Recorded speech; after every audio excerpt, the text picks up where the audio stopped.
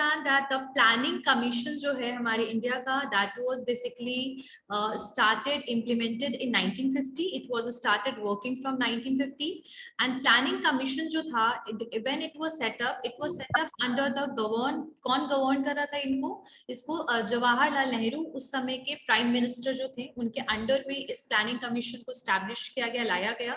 उससे पहले इसके बारे में, मतलब planning commission was the not the new term at that time, उससे भी पहले काफी कोशिश किया गया प्लानिंग कमीशन को स्टैब्लिश करने का, प्लानिंग कमीशन को लाने का। कई बार इंडियन नेशनल कांग्रेस ने इसके लिए बेसिकली काम किया स्टार्टिंग में, लेकिन because of the world war II somehow it was hampered, but finally it was established after independence। ठीक है, अब प्लानिंग कमीशन को लाने का क्या ऑब्जेक्टिव था, क्या मकसद था?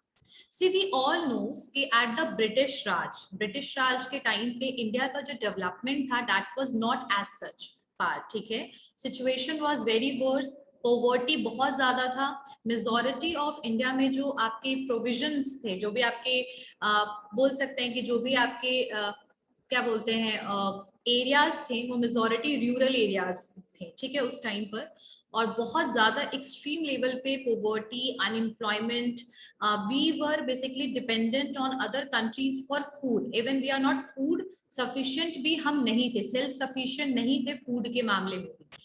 तो ये सारे जो सिचुएशन थे, इस सिचुएशन को देखकर तो पता लग गया था कि उस समय हमारी जीडीपी बहुत ज्यादा लो थी, बहुत ज्यादा लो, ठीक है।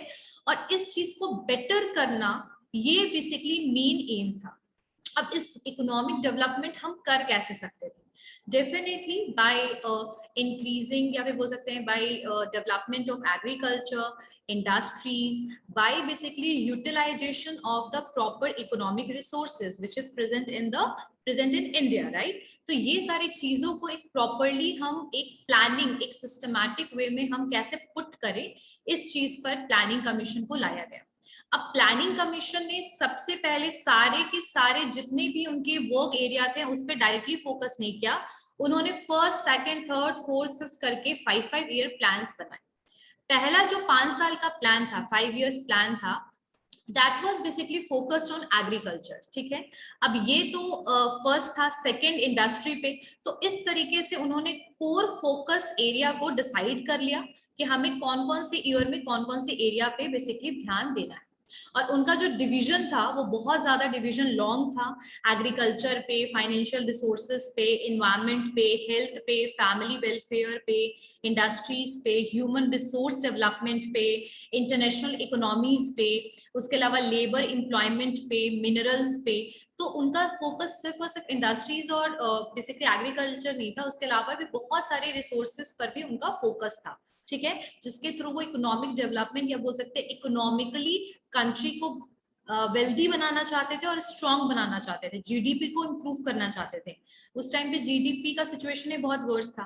तो ये सारे डिविजन्स उनके वर्क के थे, ये सारे एग्जाम्पल्स मैंने आपको बताए, ठीक है। अब चलिए इसकी स्टोरी थोड़ी शुरू करते हैं। सो प्लानिंग कमीशन जो था बेसिकली ये सेंट्रल गवर्नमेंट के अंडर में it was established, and who was basically looking that, वो कौन देख रहे थे? पंडित जवाहरलाल नेहरू, उस टाइम के प्राइम मिनिस्टर, ठीक है। और ये कंसिक्यूटिवली, मतलब कई बार बीच बीच में ऐसा है कि 5 साल के प्लान की जगह 1 साल वाले भी प्लान्स इसमें इंक्लूडेड है। जब हम कंप्लीट करेंगे सारे प्लान्स को तो उसमें मैं बताती चलूंगी कि फर्स्ट 5 ईयर प्लान कौन ईयर से कौन से ईयर तक का था, ठीक है। तो ये अब हम उस समय कंप्लीट करेंगे। चलिए स्टार्ट करते हैं। इसके बारे में ऑब्जेक्टिव्स लिखिए। What are the various objective of planning on 15th March 1950, 15th March 1950, ठीक है, 15th मार्च 1950 को इसको स्टैब्लिश किया गया था।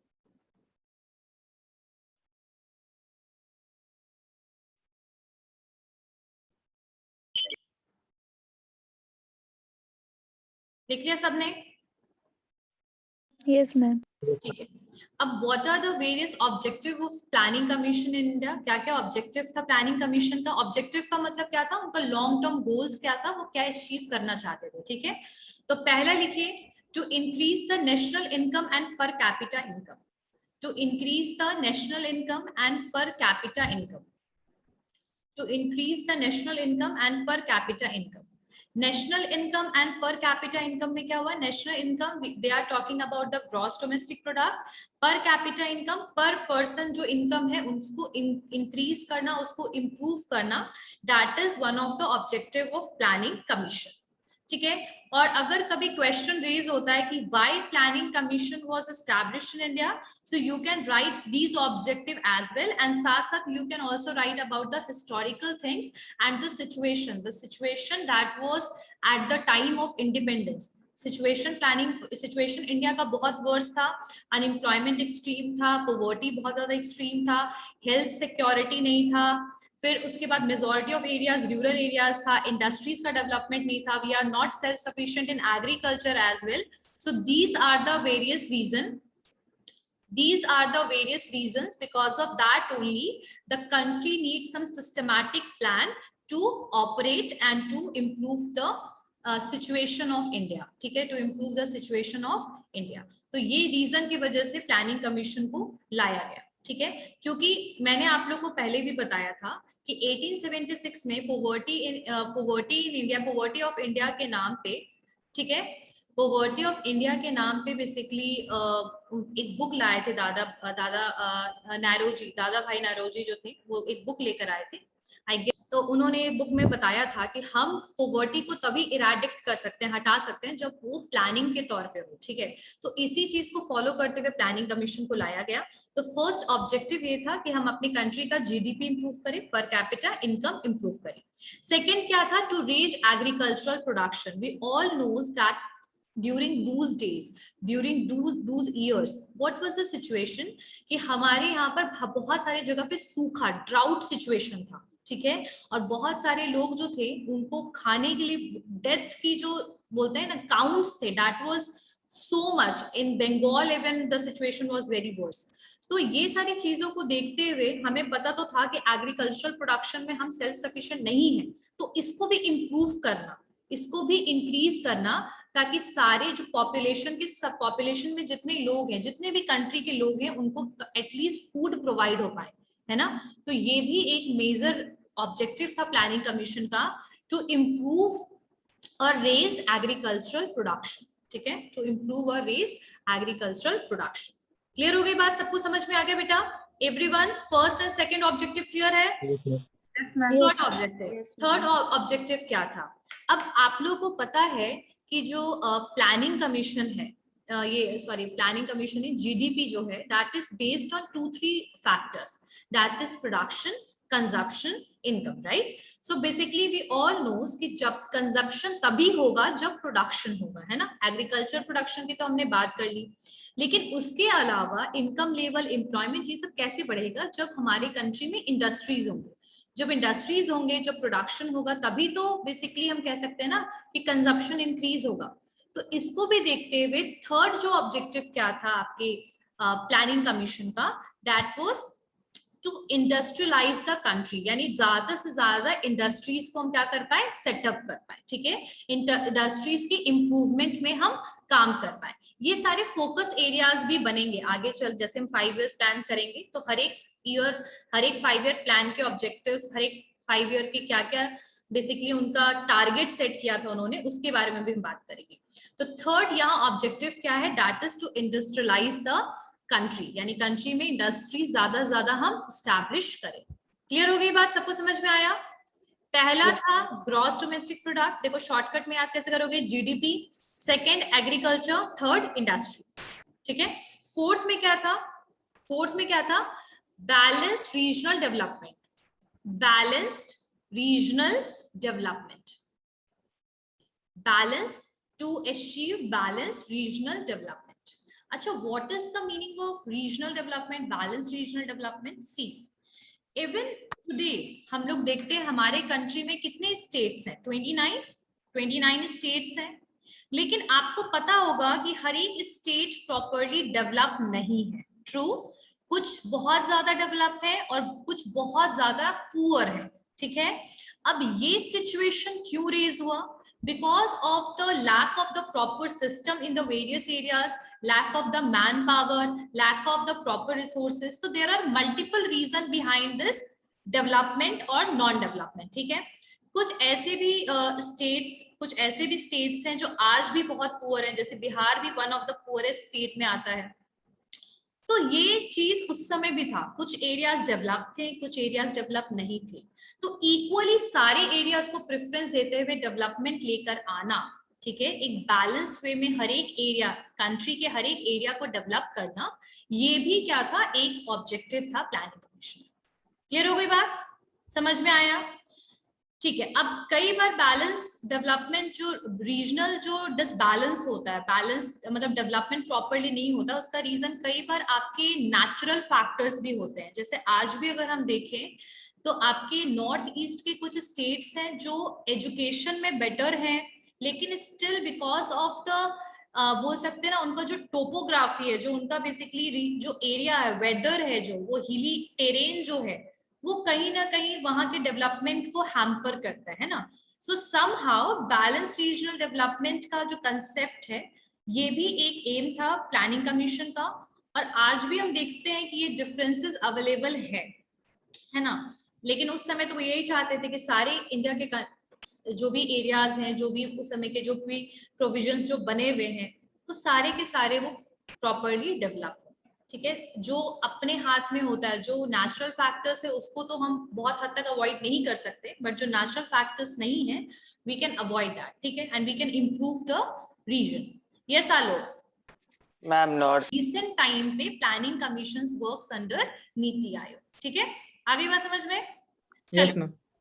नेक्स्ट चलिए, so next point is to achieve balance regional development. समझ में आया बैलेंस रीजनल डेवलपमेंट क्या होता है? Clear? Next is to expand the employment opportunities. To expand the employment opportunities. आपको पता ही है कि हमारा जो 3 सेक्टर है, first primary, secondary and the third one is service और टेरिशरी सेक्टर। ये जो तीनों सेक्टर हैं, सबसे जो कम जिसका कंट्रीब्यूशन था उस टाइम पे जीडीपी में, that was service sector. So basically government want to increase the service, बोल सकते हैं सर्विस सेक्टर में वो सर्विसेज को इंक्रीज करना चाहते थे, ठीक है। तो ये भी, और इंडस्ट्रीज के थ्रू भी एम्प्लॉयमेंट इंक्रीज करना चाहते थे, तो एम्प्लॉयमेंट की अपॉर्चुनिटीज इंक्रीज करना, ये भी एक आपका क्या था, major one of the objective था। नेक्स्ट वन इज, नेक्स्ट लिखिए, नेक्स्ट पॉइंट क्या था, to remove poverty. Next objective is, next objective was to remove poverty, to remove poverty, remove poverty, गरीबी को हटाना, ये भी एक ऑब्जेक्टिव था। और to achieve self reliance, self reliance का मतलब होता है आत्मनिर्भर बनना। तो बेसिकली कंट्री जो था, मैंने बताया भी था आपको कि बहुत सारे प्रोडक्ट्स के लिए वो दूसरे कंट्रीज में डिपेंडेंट था, इवन बेसिक जो फूड था उसके लिए भी डिपेंडेंट थे।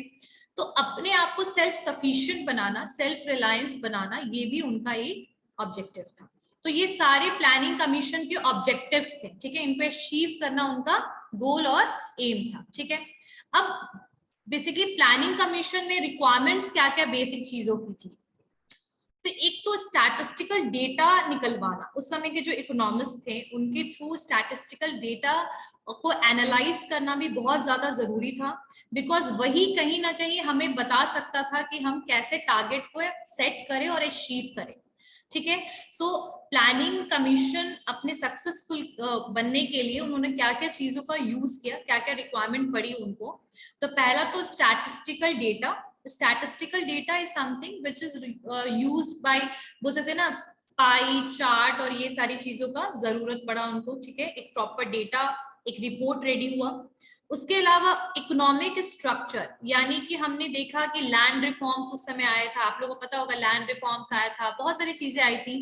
तो लैंड रिफॉर्म्स की वजह से और गवर्नमेंट की जितनी भी उस समय स्कीम्स या वो सब वजह से क्या क्या सिचुएशन में बदलाव हुआ, मतलब इकोनॉमिक स्ट्रक्चर हमारे कंट्री का कैसा है वो देखा गया। एडमिनिस्ट्रेशन को देखा गया कि उस समय जो सिविल सर्विसेज में थे वहां के एडमिनिस्ट्रेटिव सिस्टम कैसा है कंट्री का, वो देखा गया। और आपके institutions is related with the human resources and the resources which are present. तो हमारे पास कौन कौन से रिसोर्सेज अवेलेबल हैं, कौन कौन से रिसोर्सेज को हम कैसे यूटिलाइज कर सकते हैं, हमारा एडमिनिस्ट्रेटिव सिस्टम क्या है, इकोनॉमिक स्ट्रक्चर क्या है, ठीक है, और स्टैटिस्टिकल डेटा। तो ये 3-4 चीजों को प्लानिंग कमीशन में लेके चला गया, ठीक है। उसके अलावा फंक्शंस क्या थे, प्लानिंग कमीशन के क्या क्या फंक्शन थे वो देखते हैं. That is one of the important thing. What are the functions, लिखिए functions of planning commission, book में भी गिवन है. एक बार मैं आपको समझा देती हूँ, if you want to write then that is okay. चलो फंक्शन शुरू करते हैं प्लानिंग कमीशन का. तो सबसे पहला फंक्शन क्या था, function of the Indian planning commission. देखो आपके बुक में भी बहुत अच्छे से दिया हुआ है, तो you can right in shortcut. ठीक है, पहला तो है कि टू मेक या फिर इवैल्यूएशन, इसको नॉर्मल देखो, to make an evaluation of material, capital, human resources. तो बेसिकली यहाँ पर इकोनॉमिक रिसोर्सेज की बात हो रही है कि उसको इवैल्यूएट करना. ठीक है, साथ साथ में उसमें देखना कि कितने टेक्निकल एम्प्लॉयज है हमारे पास, जितना भी हो सके पॉसिबिलिटी रिसोर्सेज को, जितने भी रिसोर्स, जो रिसोर्स में हम डिफिशिएंट हैं यानी कम है, उसको इम्प्रूव करना, नेचुरल रिसोर्सेज को छोड़ के. ठीक है, सो बेसिकली यहाँ पर इन्होंने क्या किया था, बेसिकली फर्स्ट प्लानिंग कमीशन ने फाइंड आउट किया कि हमारे पास कौन कौन से रिसोर्सेज अवेलेबल है और कौन कौन से रिसोर्सेज की हमारे पास स्कैर्सिटी है. ठीक है, रिसोर्सेज में इन्होंने इकोनॉमिक रिसोर्सेज को ओवरऑल एनालाइज किया. So the first function of this planning commission is to evaluate, to make an evaluation, ऐसे लिखो, to make an evaluation of, to make an evaluation of. next point. so पहला जो point है कि function of planning commission में कि इन्होंने क्या किया, प्लानिंग कमीशन के थ्रू इवैल्यूएशन हुआ. इवैल्यूएशन किस चीज का, of the economic resources, that how much resources are present in India. ठीक है, उसके बाद उसको इन्वेस्टिगेट किया गया प्रॉपरली. ठीक है, जहां भी डिफिशिएंसी लगी उसको कैसे रिक्वायरमेंट फुलफिल किया जा सकता है, जिसकी स्कार्सिटी लगी उसको कैसे प्रॉपरली हम सेट कर सकते हैं, इन सब चीजों के बारे में फर्स्ट फंक्शन में हुआ. ठीक है, मतलब it is related with the economic resources evaluation and investigation. ठीक है, about the presence of the resources and deficiency of the resources. Second क्या हुआ, to devise a plan for most effective and balanced utilization of country's resources. See, in the first point we understand that there is deficiency in some resources. So the second function is related with the proper utilization of resources. ठीक है, तो एक properly plan बनाया गया कि हम किस तरीके से पोटेंशियली यूटिलाइज कर सकते हैं रिसोर्सेज को. ठीक है, so first one is evaluation of the resources, evaluation of the economic resources and investigate the presence and deficiency of the resources.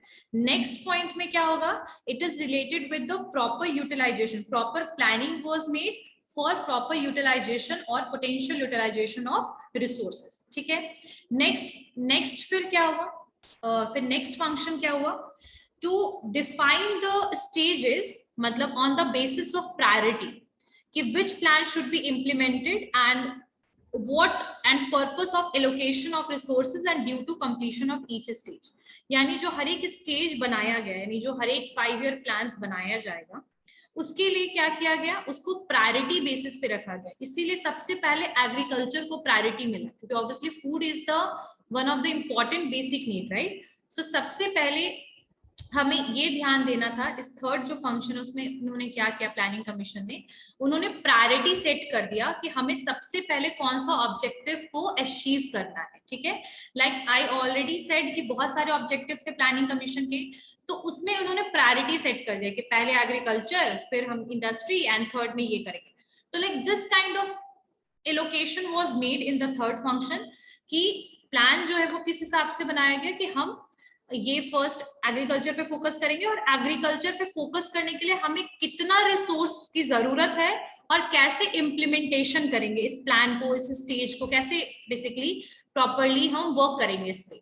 तो थर्ड जो बेसिकली फंक्शन था, that was the setting of the priority of each objective that is mentioned under planning commission.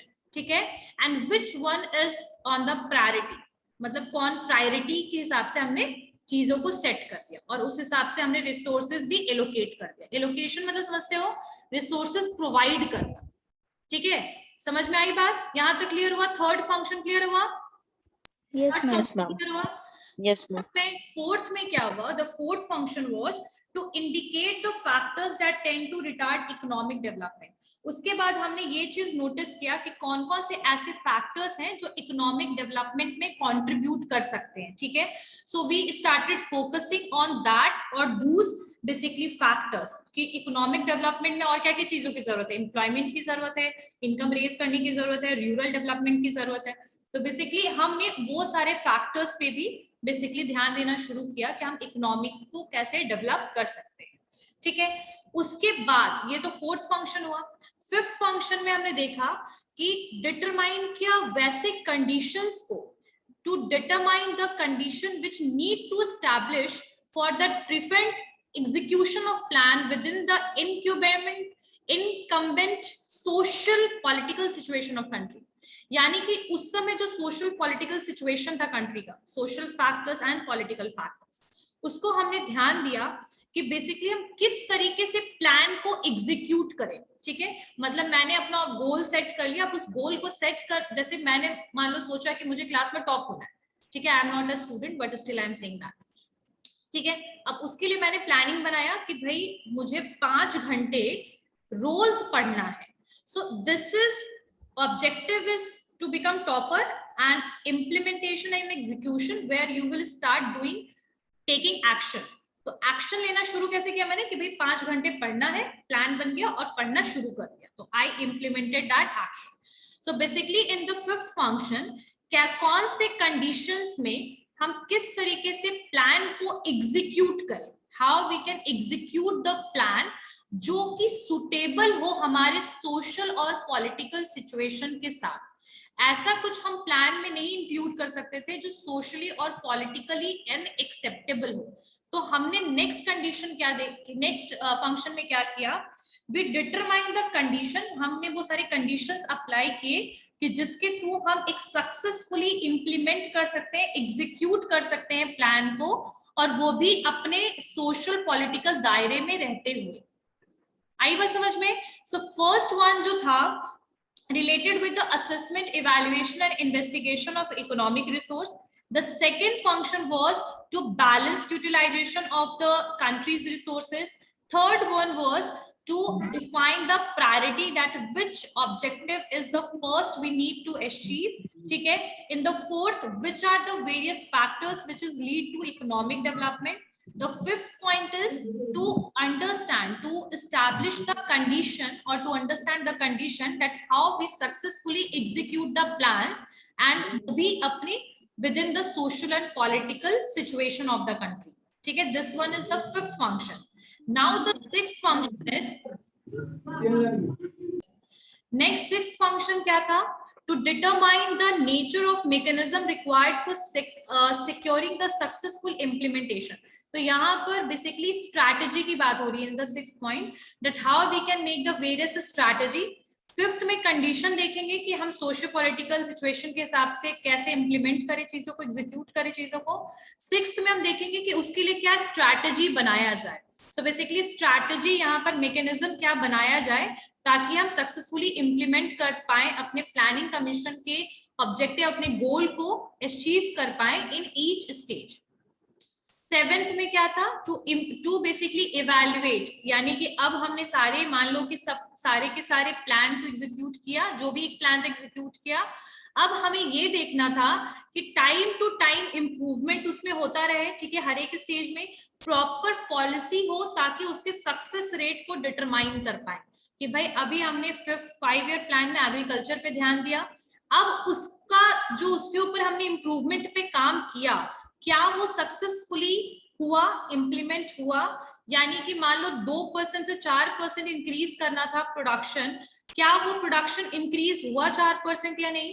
तो time to time हम अपने achievement को major करेंगे, अगर लगेगा कि नहीं वर्क कर रहा है तो we can change the policy as well, ठीक है। So this one is the seventh point, seventh function, कि here we are going to evaluate the time to time improvement which is achieved after implementation of each stage, ठीक है, stage of the plan.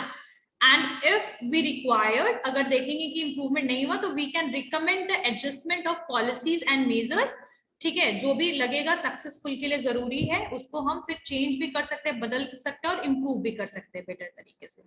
ठीक है, तो ये आपका जो 7th function clear हो गया सबको? 7th फंक्शन सबको क्लियर हो गया? अब 8th फंक्शन में क्या था कि we can also see the current economic condition, जो अगर करेंट इकोनॉमिक कंडीशन बदल रहा है उसको भी देखेंगे हम, और अगर होगा तो डेवलपमेंट प्रोग्राम्स और मेजर्स जो भी है वो आपका इंट्रोड्यूस भी करेंगे। तो development programmes can be introduce, more development programmes can be introduce, we can also measure the economic situation और करेंट बोल सकते हैं करेंट पॉलिसीज। ठीक है, economic conditions and current economic conditions and current policies.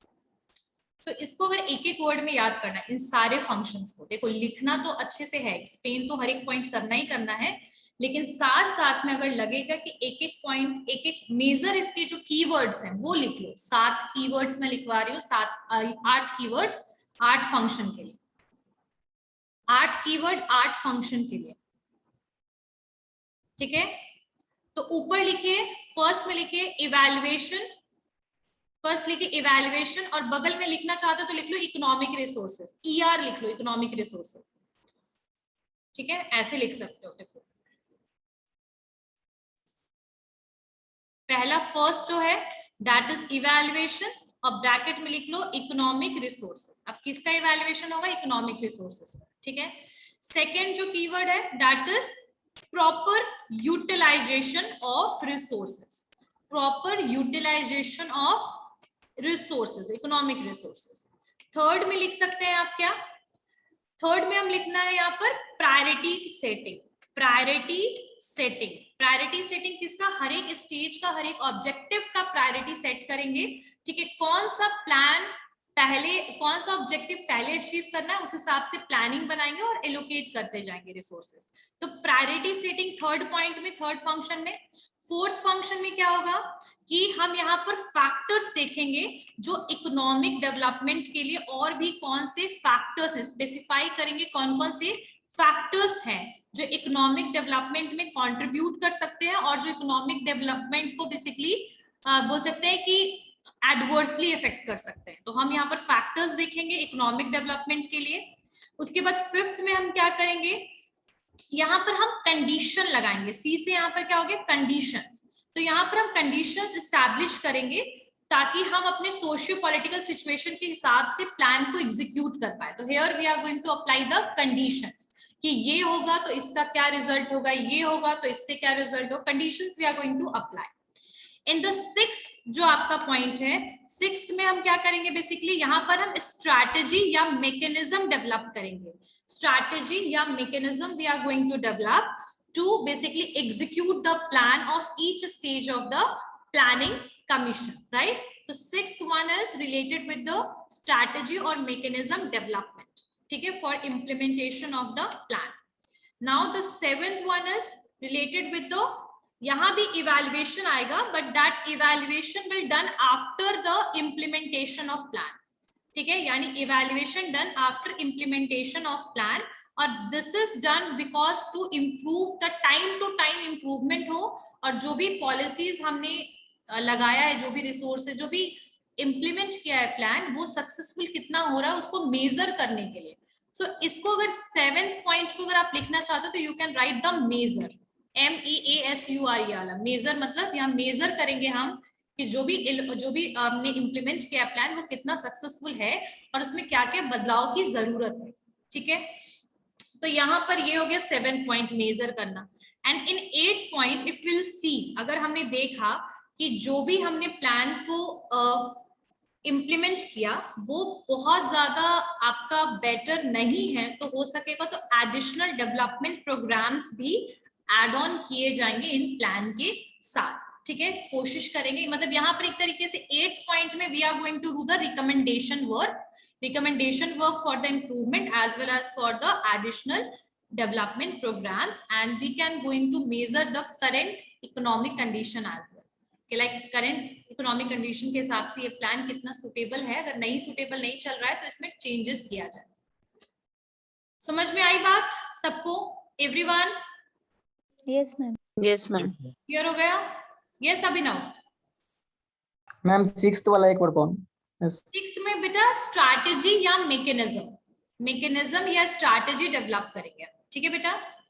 पहला Yes, ma'am. है that is related with the economic evaluation, the second one is related with the potential utilization of resources, the third point is related with the priority setting, fourth point is related with the factors which is affecting the economic development, fifth point is related with the conditions we are going to apply during implementing all the plans.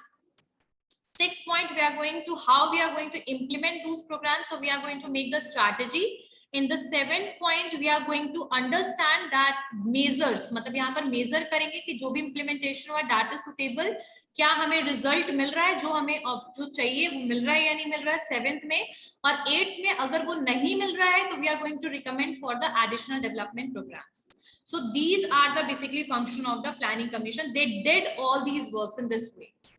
आगे बात समझ में clear हो गई बात सबको? Everyone? Yes, ma'am. चलिए next देना चाहती हूँ, नीति आयोग से रिलेटेड है। तो इन 2014 जो हमारे प्राइम मिनिस्टर नरेंद्र मोदी जी हैं, he announced the objective of the objective, मतलब उन्होंने ऑब्जेक्टिव को अनाउंस किया और उन्होंने डिसॉल्व कर दिया हमारे प्लानिंग कमीशन को, और it was replaced by the new institution name NITI Aayog, and it was happened in 2014, ठीक है। और नीति आयोग जो है अब वो बेसिकली एक as a planning commission it was working, और प्लानिंग कमीशन जो है दैट इज बेसिकली डिसॉल्व, ठीक है। अब यहाँ पर जो आपका नीति आयोग जो है उसके क्या क्या आपके फीचर्स हैं थोड़ा बहुत मैं बता दूंगी। और नीति आयोग के जो चेयरपर्सन है वो खुद प्राइम मिनिस्टर है, और इनके पास गवर्निंग काउंसिल्स हैं और चीफ मिनिस्टर है सारे स्टेट्स के, जो बेसिकली इसके लिए काम करते हैं नीति आयोग के लिए, और लेफ्टिनेंट गवर्नर्स हैं यूनियन टेरिटरीज के। यानी कि यहाँ पर जो कॉम्पोजिशन है नीति आयोग का, ये कौन काम करते हैं, जैसे आपके प्लानिंग कमीशन में it was started by Pandit Jawaharlal Nehru, इनके द्वारा बेसिकली उसको गवर्न किया गया आपके प्लानिंग कमीशन को, और नीति आयोग को भी प्राइम मिनिस्टर जो है वही उसके चेयरपर्सन है, और गवर्निंग काउंसिल जो है उसकी वो कौन कौन है, लेफ्टिनेंट गवर्नर्स यूनियन टेरिटरीज के, और आपके स्टेट्स के आपके चीफ मिनिस्टर्स, ठीक है। तो that is a composition of NITI Aayog. तो मैंने थोड़ा सा साइड में बता दिया, okay. Next point, next one is related with the planning commission. अब हर एक प्लानिंग कमीशन की लिस्ट की बात करेंगे हम, ठीक है। तो सबसे पहला जो 5 ईयर प्लान था वो क्या है, अभी तो ऐसे खैर नीति आयोग के अंडर में भी प्लान्स आ रहे हैं, लेकिन उसके बारे में हम बाद में बात करेंगे। पहले हम देखते हैं आपके प्लानिंग कमीशन के 5 ईयर प्लान को। सो द प्लानिंग कमीशन का जो 5 ईयर प्लान था उसका ड्यूरेशन था 1951 टू 1956। तो 51 टू 56 में इसमें बेसिकली ये प्लानिंग कमीशन का जो आपका कह सकते हैं पहला फर्स्ट 5 ईयर प्लान था, ठीक है। और इसको बेसिकली किस चीज पे आधारित था, ये मॉडल, ये जो बेसिकली फर्स्ट 5 ईयर प्लान था, it was based on a particular model. उस मॉडल का नाम क्या था, दैट वाज हॉरेड-डॉमर मॉडल। तो हॉरेड-डॉमर मॉडल के हिसाब से basically that model was based, जो पहला मॉडल था, और ये पहला जो आपका 5 ईयर प्लान था। और इसको लीडरशिप मतलब कौन लीड कर रहे थे इस प्लान को, जवाहरलाल नेहरू, ठीक है।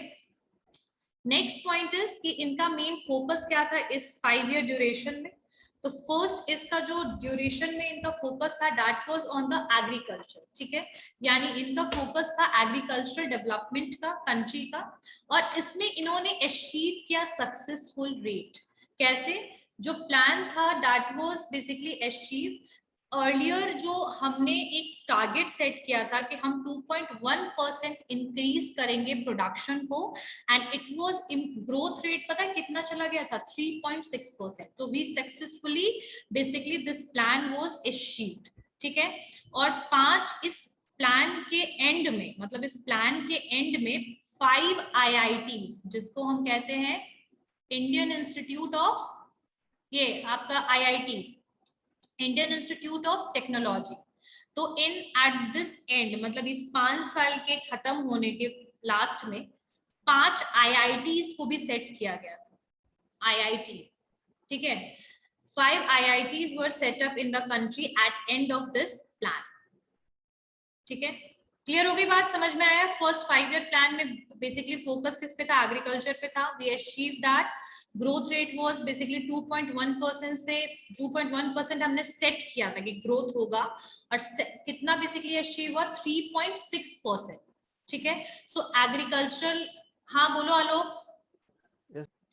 सो बेसिकली यहाँ पर जो यहाँ पर क्या क्या चीजें आई, मतलब एग्रीकल्चर डेवलपमेंट के लिए क्या क्या चीजें हुई, तो यहाँ पर एग्रीग्रियन जो सेक्टर, एग्रीकल्चर सेक्टर पे ध्यान दिया गया. यहाँ पर डैम में इन्वेस्टमेंट किया, डैम्स बनाए गए, बांध बनाए गए. इरिगेशन फैसिलिटीज को इम्प्रूव किया गया, क्योंकि बहुत सारे लैंड जो थे वो वेकेंट थे, बहुत सारे लैंड में वाटर फैसिलिटीज नहीं थी, तो उन सब चीजों पे ध्यान दिया गया. ठीक है. और उस समय कुछ अराउंड बोल सकते हैं एग्रीकल्चर एंड कम्युनिटी डेवलपमेंट हुआ. ट्रांसपोर्ट फैसिलिटीज इंप्रूव किया गया, ताकि जो एग्रीकल्चर प्रोडक्शन है वो एक जगह से दूसरे जगह हम भेज सके, उसको ट्रांसपोर्ट कर सके. ठीक है. उसके अलावा जो आपके बोल सकते हैं कि जो टारगेट ग्रोथ रेट था दैट वाज 2.1%, जो मैंने बताया आपको, according for the GDP, and it was improve till 3.6%. मतलब इतना ज्यादा अचीव हुआ, सक्सेसफुल रेट जो था वो हाई हो गया. हमने जो बोल सकते हैं कि हाई यील्डिंग वेराइटीज तो उस समय नहीं आई थी, but we basically try to high crop yields हमने ट्राई किया. ठीक है. मॉनसून के टाइम पे और जो वेदर सिस्टम था उसको देखते हुए हमने एग्रीकल्चर बोल सकते हैं प्रोडक्शन को चूज किया. और बोल सकते हैं कि कहीं ना कहीं मतलब एक इरिगेशन फैसिलिटी, और उसी समय भाखड़ा डैम और हीराकुंड डैम वगैरह भी बनाया गया. तो बेसिकली ये कहीं ना कहीं प्रॉपर वाटर फैसिलिटीज प्रोवाइड करना एक बहुत मेन बोल सकते हैं कि one of the main ingredient बन गया आपके इसके सक्सेस के लिए. चलिए, तो ये तो मैंने आपको शॉर्टकट में आज बताया है. नेक्स्ट क्लास में 5 ईयर प्लान के क्या ऑब्जेक्टिव थे, फर्स्ट 5 ईयर प्लान के ऑब्जेक्टिव क्या थे, फंक्शंस क्या थे, और वो बेसिकली किस तरीके से इंप्लीमेंट किया गया. तो इन सारे 3-4 टॉपिक्स जो हैं वो हम लोग फर्स्ट 5 ईयर प्लान से शुरू करेंगे, मतलब लिखवाने का काम करेंगे. ठीक है. Thank you ma'am. Okay. Thank you ma'am. Thank you, ma'am. Happy